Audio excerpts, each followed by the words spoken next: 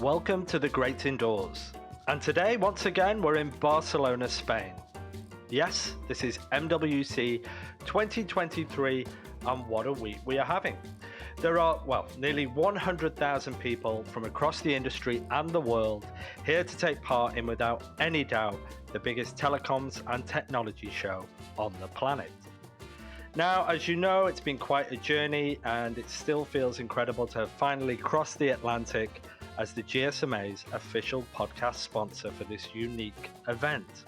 We are spending the whole week in an amazing recording facility on the jaw-dropping Amdocs booth, recording some fascinating conversations with the industry's biggest names. I'll be joined by customers, analysts, partners, and Amdocs executives as we explore their stories and perspectives in podcast form for prosperity. As ever, I'm joined by my trusty co-pilot and producer, Larissa Yee, as these special edition MWC 2023 episodes continue to roll out every Thursday. So for today, episode 3. Now, under the leadership of its charismatic president and CEO, Ernest Cu, Globe has expanded into many elements of digital technology to secure its leadership as the top telecommunications company in the Philippines. Now, its subscriber base has reached a whopping 90 million by the end of last year. But it's very clear Globe is more than just a telecoms company. For example, GCash, its flagship product in the financial technology category, is a phenomenally successful mobile wallet that is now used by roughly 80% of the Filipino population. Globe is also behind the corporate incubator 917 Ventures, the country's largest corporate venture builder, which has pioneered just some incredible technology solutions. Now, non-telco revenue on its own doubling in the past year would be a true success metric. But what is truly admirable in every respect is that Ernest wants to build a better future by empowering Filipino entrepreneurs, content creators, and every individual literally in the Philippines to build a better society. Now, I'm also proud and honored to be joined by Amdocs' CMO, Gil Rosen, a great visionary and podcaster in his own right, and Gil and Ernest combining in this episode is certainly one of the most interesting and enlightening conversations we've ever had on the show. So without further ado, let's get started.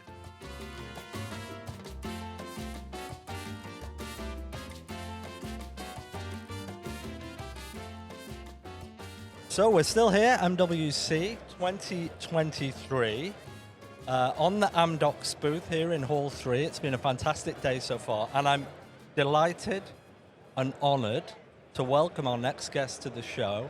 He's the Chief Executive Officer of Globe, all the way from the Philippines, Mr. Ernest Cu. Nice to meet you. Thank you. It's a pleasure to be here. Yeah, thank you. And I have the luxury of a co-host today. Oh, nice. And they don't come better than this guy for a co-host. A temporary co-host. Yeah, and that's our Chief Marketing Officer from Amdocs, Mr. Gil Rosen. So thank you for joining us, Gil. Nice to be here with you, Matt. An honor as well. Yeah, it's great. I think we're going to have a great conversation. So, Ernest, let's get straight into it. What have you seen recently? I think the conversation I just had with ISA was all about tech for good, the inherent obligation and almost altruism now from service providers to the communities they serve. What is it that you've seen specifically that you think is a really great example of tech for good? And it could be from Globe or from any of the other service providers around the world. Well, I probably speak from a Globe point of view because that's our area of expertise and familiarity. For us, it would be the example of what we created, first of all, with the telco to begin with. No? Yeah. The telco, when mobiles entered the Philippines, it was 5 years before you got the phone line and landline. That was in the 80s, right? Yeah. What the phone did was really allow people to connect with each other, and then obviously with the evolution of data to the phone, it allowed access to the internet and open information, right? And that changed and transformed people's lives in the Philippines. We happen to have a second part of the transformation now ongoing with our GCash product. Right. We believe that connecting people is one form of transformation. Giving them access to information is second. The next is with this information and connectivity with each other, we think financial inclusion, right? Giving access to financial services would also transform their lives, right? And in the Philippines, financial inclusion was at a rate of 33% forever, pretty much before GCash came around. So that problem existed for a long time. It's a very large problem. The banks weren't addressing it, primarily because they felt that the bottom of the pyramid was not a market that they wanted to approach and serve. But we always believed the power of digital and handsets and apps could really solve that problem. And so, when the time came, and the right time for us was 70% smartphone penetration, ubiquity of the 4G networks, we decided to bring about a transformation of the GCash app and product and bring in a partner, a very large partner and experienced partner called Ant Financial.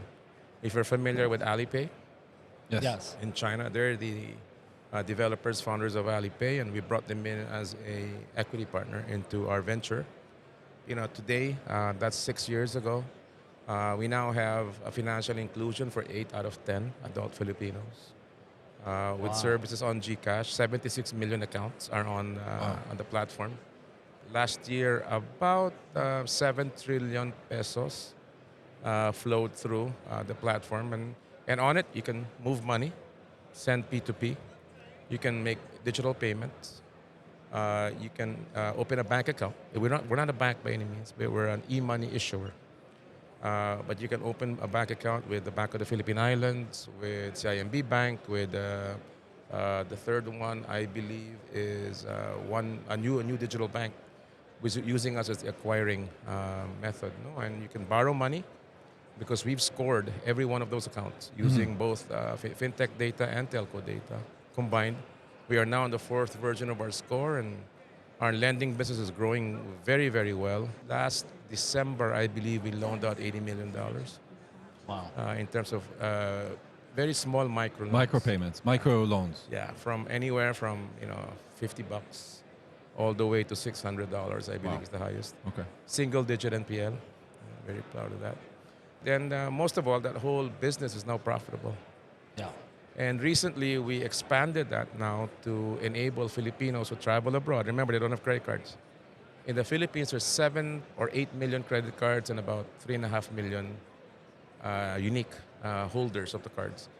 And so when they go overseas, they got to use cash. Right? Yeah. So we recently empowered GCash to be able to pay using a partnership again with Alipay Plus in Japan, Malaysia, South Korea. I think it's also in Thailand. And recently we broke into Europe now, France, Germany, Italy, and more. So that's the outgoing portion. And on the incoming portion, we recently opened the app up for Filipinos abroad. Right. Formerly you had to use a Filipino SIM to be able to open a GCash account. Now you can open it using your local SIM. Right. We're piloting now in Australia, I believe, and a couple of other countries I don't remember. But the objective is global. Because there's 10 million Filipinos abroad. I have a question, which it's kind of my angle of looking at things. And as you tell your story, what's interesting to me is how you develop the brand versus the customer. Because if you started as a telecom, and now it sounds like you're a lot more than just a regular service provider. What has been kind of the positioning branding journey of Globe in the country? When a consumer looks at you, what does he think of Globe as? What's the, Well, initially when I joined Globe was just basically telco, right? Voice and SMS, right? Nothing more. But during the move from feature phone to smartphone, we rebranded and positioned ourselves as a lifestyle company. Okay. Right? 917. 917. Yeah, and that's one of the brands that we use. And from that brand, from your phone, you do everything about your life. Okay. Right? It's what you're doing now. It's happening now, right? Yeah. And so we try to fill in the gaps, right? There was no fintech app. We brought that in. We also have a health tech app, where we, again, solving a major problem in the Philippines of access to healthcare. We now have 2 million people on our health tech app. It's the biggest in the Philippines. It's called Consulta MD, right? And we have 17 other startups, some in education.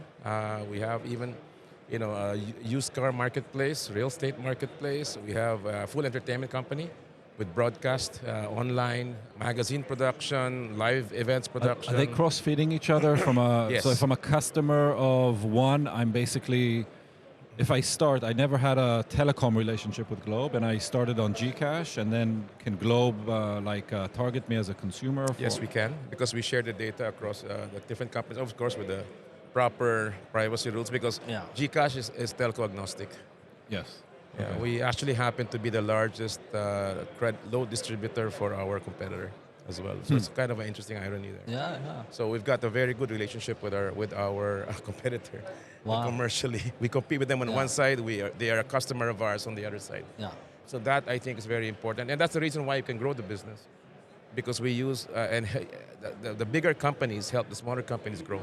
Yeah. You know, when we were building Gcash, we used the whole Globe ecosystem to help push Gcash. Enterprise reps were selling Gcash into the enterprises, using that for payroll transfers. You know, the whole company, Globe, carried a KPI for MAU, Yeah. for the whole Gcash enterprise as well. So, you know, and then now, with Consulta MD, we got Globe and Gcash helping it out and grow. Why aren't there more Globes in the industry? Yeah. Really? Why? Is there something unique? Is it the geography? Is it the, you know? It Well, I sounds like, guess we're very fortunate that there's quite a bit of opportunity in the Philippines to solve problems for Filipinos. Right? Yeah. You had a financial inclusion problem, where in a developed market you don't have it. Access to healthcare is poor. I mean, most economies, maybe it is good in most countries. But I guess for us also, we're a very patient group of people, right? You know, these things don't happen Overnight, no. Overnight. Gcash is a 15-year-old brand. wow. I've been with Globe over 14 years now, and the brand was there when I got there, but Yeah. we put it into dormancy. You know, we know the problem existed, Yeah. and no one was solving it, but we weren't ready. It's all timing. Right? Another example of patience is on our EV space. We just entered the EV space recently. We're starting In what capacity? distribution of battery swapping systems for motorcycles, for scooters. In Yeah. stations and also power? Yes. Yeah. Yes, and then we will be building the charging network, hopefully in Yeah. the Philippines as well. And our stakeholder, Ayala Corp, is into car distribution, so we're helping them Wow. develop the cars. And so we like the recurring business. To me, it's like telco. It's a subscription. It's Yeah. subscription, it's site What acquisition. monetization engines are you using? I hope ours. But what I think We use our own Gcash. what I think's absolutely fascinating now, Ernest, is all these initiatives you've outlined, from Gcash to the EV venture to the healthcare. They're all tangibly raising the living standards and lifestyle for the people in the Philippines, right? This isn't just, you know, almost this inherent obligation that everything you're doing is for the good of the people of the Philippines. Well, we've also positioned ourselves, because we're not a deep tech company. Right. Maybe, unlike Amdocs, you develop your own products. We're a user of technology, and we use it to solve problems. I've always believed that a business starts when there's a problem. Because you see a lot of technology sometimes starts, and then they look for something to use it with. Solution looking for a problem. Yeah. Yeah. Which sometimes our 5G tends to be kind of similar to that, right? So we look for the problem first, and it's got to have two more facets. It's got to be big enough. Right. Telcos are large companies, right? Yeah. So the businesses have to move the needle. To scale, yes. Yeah. So then Gcash is worth close to $4 billion US, maybe, in my estimation. The last round of funding was 18, 19 months ago at $2 billion, and the volumes have doubled now. So maybe if you take that number, then it doubles, right? We think that we can get health tech into a unicorn as well. So again, it will move the needle, right? Yeah. EVs will definitely move the needle because we're very early on. So that's Yeah. the second part. We got to be early on. We got to be a first mover. Yeah. Because we think we don't like to be a second entrant into the game or a late entrant into the game, because it makes it a lot more difficult. Yeah. You want to pioneer it. That's why you have to be patient. Because we have to overcome regulatory issues. We got to overcome consumer adoption. It was very difficult, and for the people to get adopted to Gcash. The pandemic in that case helped. Yes. When people were buying stuff from their houses, suddenly they said this app is fantastic, and everyone started went viral, right? You know, we went from I think 2.8 million or 28 million to 40 million in like a couple of months or something. Wow. Yeah, some tremendous amount of growth. And so all that has to be managed, I think. Yeah. And Filipinos are not the easiest ones to convince and changing their ways of doing things because there's a lot of mistrust on anything new. Right. And nobody wants to be first.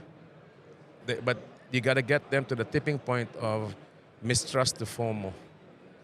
So we've seen it, right, with smartphones. We've seen it with social media. We've seen it with streaming music, streaming video. We did all that, right? And now, you know, hopefully we can get them to do more things digitally to see that it does improve their lives. Well, and here's a question for you, Ernest. I don't think a day goes by right now in this industry where you don't hear about generative AI. Right. I'm pretty sure that's going to be the biggest thing that comes out of this show this week, amongst other things. How do you think ChatGPT, as the example from OpenAI, of course there's going to be many others, how could that have a positive impact on the lives of people in the Philippines? Oh, I think I can imagine a few from point of view of healthcare, right? Imagine first level triage for illnesses. Yeah. I just have a sore throat. It's the same question your doctor asks you. Right. Isn't it? Yeah. And then the old paradigm was you had to go make an appointment, go see your doctor, and then what? They ask you a few questions and then they give you a prescription. Isn't that right? But you fall in line. You know, sometimes the doctor doesn't arrive on time. You know, this is the experience in the Philippines. You know, but what if we can automate a lot of that through ChatGPT? Yeah. Right? That's one. I think we can see very quickly. Then it lowers our cost, hopefully. You know, I hope they don't gouge us on the automation, customer support. It lowers our cost of per consultation because we're very, very conscious on our cost per consult on that. On the telco side, you know, we're moving everything to the app. You know, we have an app called Globe One, which I think every telco has. And the mandate that we have given that Globe One team is, I want you to shut down all my stores. I want you to eliminate all my call centers. That is his business case. He has to generate revenue. He can if he does to. But to me, the number one purpose is shut down all the stores. Stores in the malls are the most expensive thing. Yeah. Right? Call centers are the most expensive thing. If you can automate that, make it all self-serve, that's great. And if ChatGPT can likewise help that and reduce that and hasten that process, that'd be wonderful.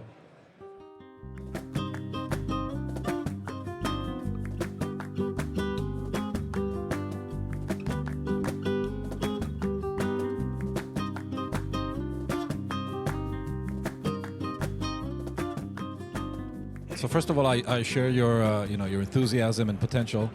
Do you feel that people are, because they don't necessarily understand, or because there's a lot of discussion on it's scary type of thing, that they're kind of delaying maybe thinking about it and waiting for things to be a little bit more mature? Or are you pushing for, think about it now? I'll just give you an example. I stopped everything I did in my team and I said, we need to look at everything that we do and think how we can do it different with generative AI. Yeah. So what's the attitude inside Globe about that? You know, my view is the reason it's scary, which is good. Yeah. It wouldn't be scary or threatening if it was ineffective, isn't it? Right. And so I think we should jump head on and see how we can maximize this tool, in my point of view, right? Across all our startups, across all our, maybe even build a new model for solving problems around it, right? Which I'm sure the team is here. By the way, the reason this all happens at Globe is we have a separate corporate incubator at Globe. It's called 917 Ventures. Yes. There's a team of guys who used to work with me when there were four of us who ideate and create these things previously. Given that I'm in my 14th and 15th year at Globe, I think I should institutionalize this before I leave. That way they don't miss me, hopefully. And so now it's a group of about 30 people. You'll have the Ernest AI there always giving direction. Well, there'll be the gut feel is something we can't replace, right? Yeah, the absolutely. timing, that's still the entrepreneur's mindset. So it's a group now. They have entrepreneurs in residence. We've got the full process. We've got an investment committee. We put the ideas through a gating process and, milestones for each one before that gets funded and so on and so forth. Right. So now out of 300 ideas we've explored, we got maybe 17 running. And in commercially running. Commercially running, yes. Yeah, yes. excellent. In some sort of seed process right now. Wow, wow. So, I mean, that sounds incredible, Ernest. And we touched on ChatGPT, generative AI, and 917 Ventures. What else do you see, or what else do you see at the show, or you're looking forward to seeing, and how that lends itself to your vision for the future? Well, like every telco, we're looking at what other use case, right, can be brought to the handset. Right. Right now, I think there's a lack of any new use cases at the moment. We're fortunate in the Philippines, there's still some growth left because we've got some areas of the country that are still under indexed on usage. Yeah, but they're doing the same thing. They're losing social media, whether Facebook, TikTok, and the whole thing, YouTube for video, the Netflix and the music, but really there has not been much use for 5G yet on the consumer side, nor on the enterprise side, right? It's a long-running joke at Globe that the best use case for 5G is speed test. Because people get really gratified with seeing 100 Mbps or 200 on your handset. It's dopamine, fantastic. Right? Yeah. I have a question regarding the changing role of the home post-pandemic, and also in the Philippines. It's also connected to the whole geography. And we did some global surveys, and the Filipinos always come up on the most extreme edge of, I think it's the highest percentage of work from home employees. Also, again, because of the geography, but I think also it's kind of the culture. Are you looking into the home in a different way than maybe you did before, because people are now actually working from home? It's kind of become a different place than it was even 3 years ago. No, that's true, Gil. It's not only for work, but also for study. But not obviously as intensive as it was during the pandemic. When the economy has opened up, just like anywhere in the world, people started to go out again. The malls are full, once again, like you see here at MWC. I think traffic in the malls is higher than pre-pandemic right now. But what that's done is also lessen the impetus for the guys on the margin, on the postpaid side. We're seeing postpaid acquisitions on broadband coming down, or have come down already, across the three players, because the Philippines is a prepaid market. That for the last 15 years, the subscriber base for postpaid has been 3%. It hasn't moved. Wow. So really, Filipinos prefer the prepaid proposition, right? And a lot of them are pushed towards the postpaid side when they were locked down, and the home became the center for education, entertainment, and work. But it's not the case anymore. So we're seeing quite a bit of churn, to be honest. I think all three telcos, as people say, I don't really need this anymore as badly as I do. With inflation also creeping up, we had 8% inflation. I think the last month the numbers was 8.5 or 8.7. Of course, there's a lot more pressure for people to hold on to the cash and use it for more essentials than internet, especially when they like things like, I'll pay for it when I need it. But if I don't need it, I don't want the contract. Right? So what we've done is, given that we've rolled out, about 4 or 5 million lines of fiber already, we want to be able to sell that in a prepaid manner. And I think you guys are helping us come up with the product similar to that, using the monetization engines that you guys have with us, or we have with you. And so that's something we're going after, because with 97% in mobile, it cannot be that different. Yes. It cannot be 100% postpaid in broadband and 3% postpaid in mobile. The demographic is certainly similar, right? The target markets are the same. Wonderful. Now, we're coming towards the end, Ernest. I have one more question. Go for it. The metaverse. Oh, yes, yes. Just, I could key it up, or you could say what you think about it, where you see potential, where you think it's BS. What's your take on it? I'm kind of in between, more towards the BS side. Because I see the metaverse as simply a renaming of what was called a game before. Second Life. Remember Second Life? Yeah. What do you call it? RPG? Yeah. So instead of, I like the way they switched the terms around, and suddenly it's the metaverse. The game Dune, my son was playing all these games, right? And they lived in this world inside there, or Sims. Yeah. That was a game. That's the metaverse today. That's a definite right? one metaverse. Yeah, and it used to be the NFTs in those games were just called in-game items. Right? What were called NFT exchanges was called eBay, when you bought those in-game items from eBay and you used it on your game to become more powerful. Isn't it the same? Right? And so, So kind of I'm half in, half out sometimes, But definitely on crypto, I'm not sure what it's really for.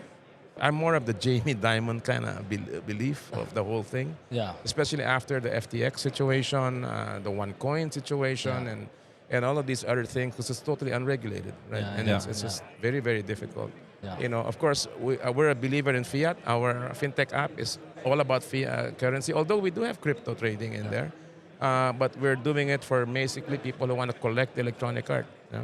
Maybe I'm old school. I don't like electronic art. I like to see the art on my wall, and I want to be to know that's the only copy there is of that one particular one. But I tell you what, I'm going to share a personal story, what I think is really interesting about it. I have 4 small children, and the 2 younger ones spend far too much time on Roblox, this virtual world. Yeah. And it was my daughter's 9th birthday just 2 weeks ago, and she insisted to all her friends to buy Roblox vouchers. That's what she wanted. Like, my parents wanted to give her money, and she was like, no. I want Roblox. I want to buy myself a new costume in Roblox. So her preferential was to have a virtual costume over a new physical one from H&M or Zara.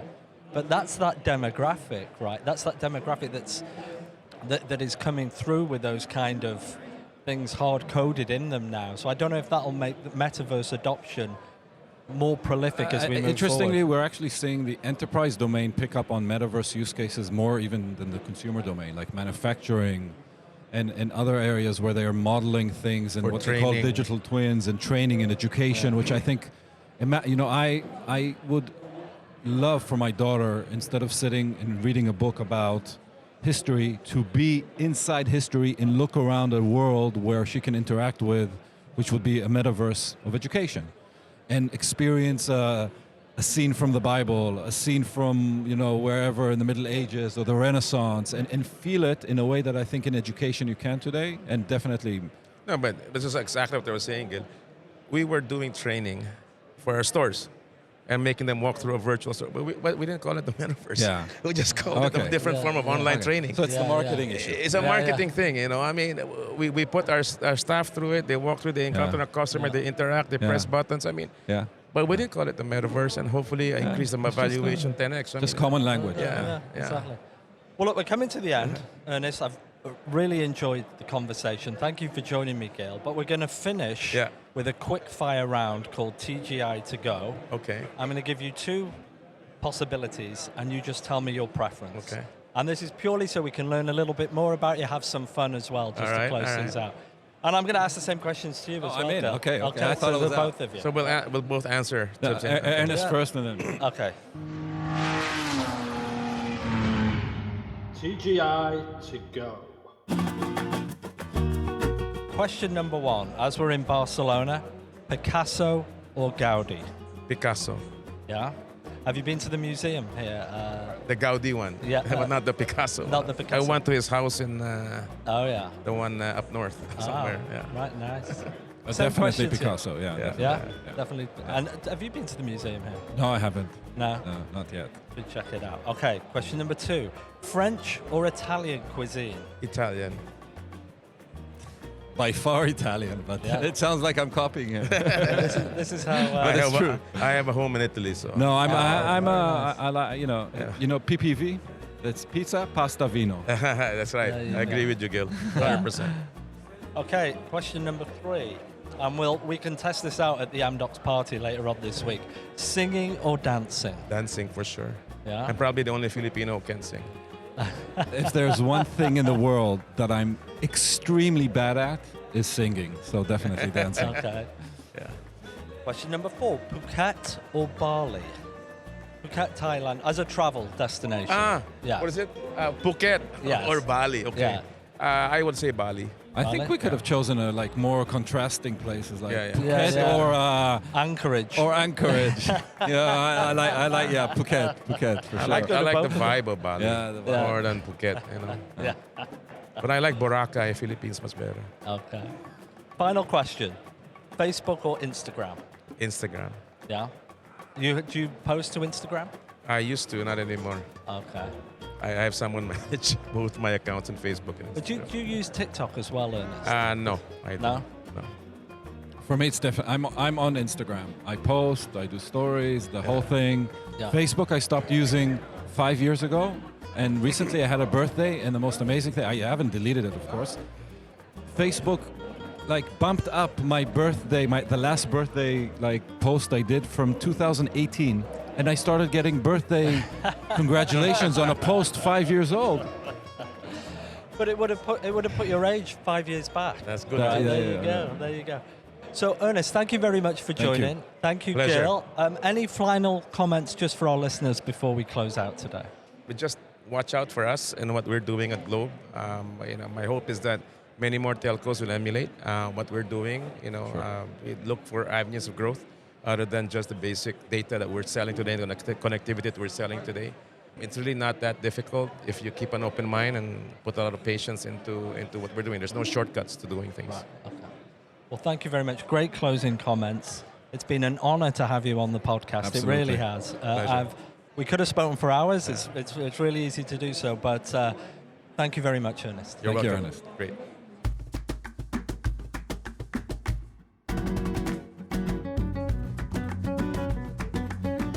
What a fantastic, inspiring, uplifting episode. Really enjoyed every second of that conversation. So thank you, Ernest, and thank you, Gil. And stay tuned. Each episode and our associated guests are certainly not to be missed as we move forward with this plethora of MWC 2023 episodes. Please leave a review on your podcast channel of choice if you feel so inclined. It certainly helps us. Visit our website, amdocs.com/The Great Indoors, where we have all back episodes and a cornucopia of assets related to TGI. So with that, I think I've earned another cool glass of Cerveza. And all that is left to say is I'm Matthew Roberts for Amdocs in Barcelona, and I'll see you next time, wherever you are.